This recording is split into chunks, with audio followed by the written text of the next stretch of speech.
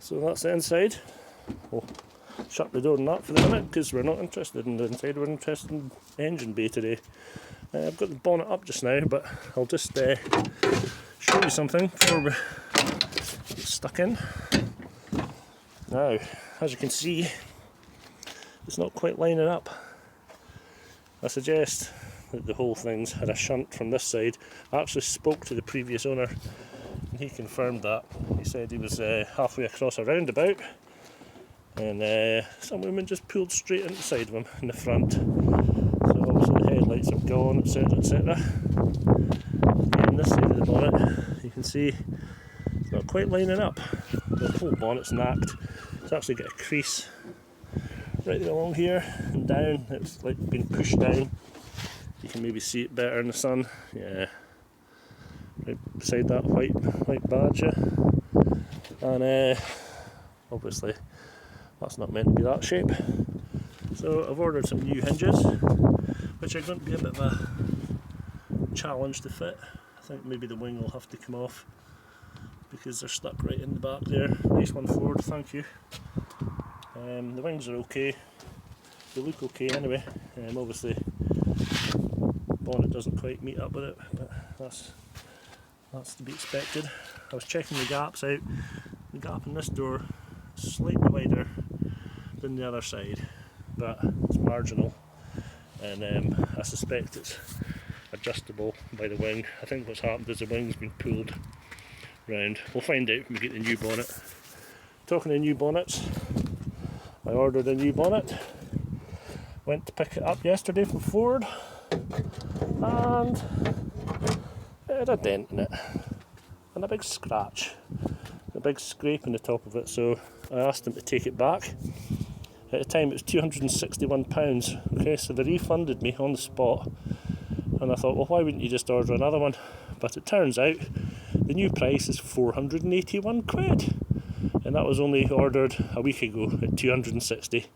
So Ford are obviously deciding the shareholders don't have enough bubbly for this year's due, and they're going to put the prices up of everything. Again, nice one, Ford, thanks, not. Onto the engine. More importantly, less me moaning about Ford. Took the battery out here. That was a job and a half. You have to remove this front panel, move this metal framework round, take the earth clamp off in here, and then take the whole front of the battery box off. This part here slides out. You also have to take the air filter hood off just to get the battery out. Yeah, great design that, Ford. Everything else, as you can see, tucked in the back is going to be an absolute nightmare should it need to be seen to. I thought my radiator was leaking because the coolant expansion tank was pretty empty. However, I think it's just neglect on the previous owner's part. I filled it up just with water and it's holding water. Saying that, the pump's not been activated because the battery's been out, so possibly once it starts pumping we might see some water loss, but I'm hoping not. I could do without replacing the radiator as well as everything else. The front panel, bonnet hatch is obviously detached. It sits somewhere in here. Once the front, this front panel for the bumper is on, obviously it's broken a number of places. The bonnet catch seems okay, but the whole surround for the radiators missing quite a large chunk. It's also not lined up properly at the minute, so I'm hoping that once I get the radiator out and replaced, the rad pack surround replaced, everything bolted in, I'll be able to see if this front end has been pushed or not. I thought it had, but I'm looking at the legs and they look straight to me. Same with the other one, you know, but like I say, the whole radiator is moving about because it's not secured, and also the air filter intake, as you can see there, it's not quite lining up where it should be. This needs to be further forward, this rad part needs to be further forward at this side. I'll obviously be having to take off all the hoses and everything when I drain the radiator and replace the surround, and the crash bar will have to come off for that one. I've been ordering parts, so they're en route. Well, most of them have arrived, but the front looks as if it's straight off of this. I've actually taken off most of the damaged stuff, like the headlights. You can see there's bits of bracket left there, bits of bracket left here. I've tried to get a repair kit. I'm not sure if it'll be enough, because I need to patch the back of one of this side headlight. If not, I'll just have to bite the bullet and buy one. Obviously the bumper's off. What else can I say? This here, I've absolutely no idea what it is, unless it's like a temperature sensor of some sort, but I've no idea. Anybody get any idea? Put it in the comments and let me know, please. It usually sits up here on the side of the crash bar, so if anybody knows what that is, I'd be grateful if they would let me know. Not the headlights, because they're there, obviously. Zip tie for something. I still haven't washed the van.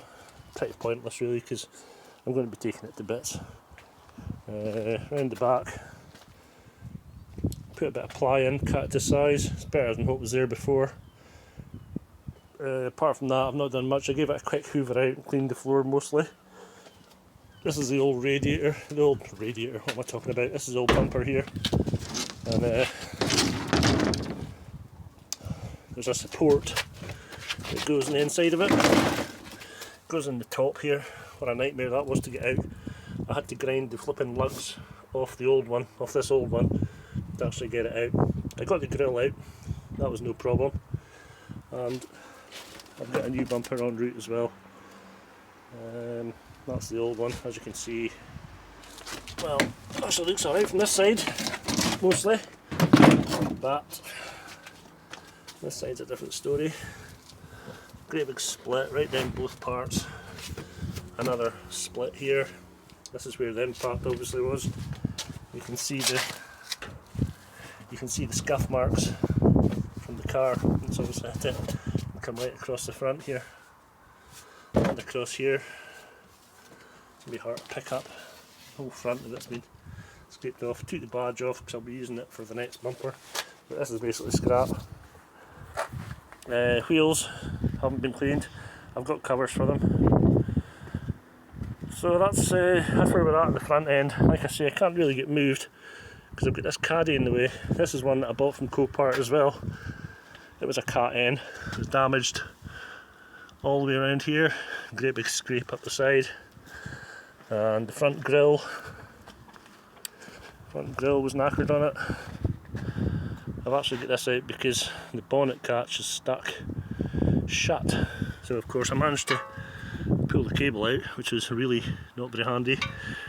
Don't know if anybody knows about these, but there's a junction box round about here somewhere that nobody can reach unless you've got the arms of a South American tree frog. So I've taken the front grille off, drilled a hole in the front, and I'm now trying to catch the wire underneath it. But yeah, that's another one of Copart's. This is another one. This is my own car. This is the one I use daily. It was another Copart salvage job. Minimal damage, to be fair. It's a 3 litre twin turbo. Goes like what you'd expect. And very nice. Very nice. I like. So that's today's update. Next time we'll be back. Hopefully this caddy will be moved so that I can get some access in here to start ripping off the crash bar, get the radiator packs around replaced, and make a tally up of all the rest of the parts that I need and get them ordered. I've actually ordered quite a lot of them, so hopefully next time you see it we'll be actually getting some progress done. I feel like I'm updating this basically rather than actually showing you what I'm doing, but I mean the stuff I've been doing, it's basically undoing bolts, isn't it? Taking stuff off. I mean everybody knows how to do that surely. If you want more in-depth like time-lapse stuff, then let me know. If you're happy enough, then let me know. Like to like and subscribe, I'd appreciate it, and we'll speak to you again next time. Bye.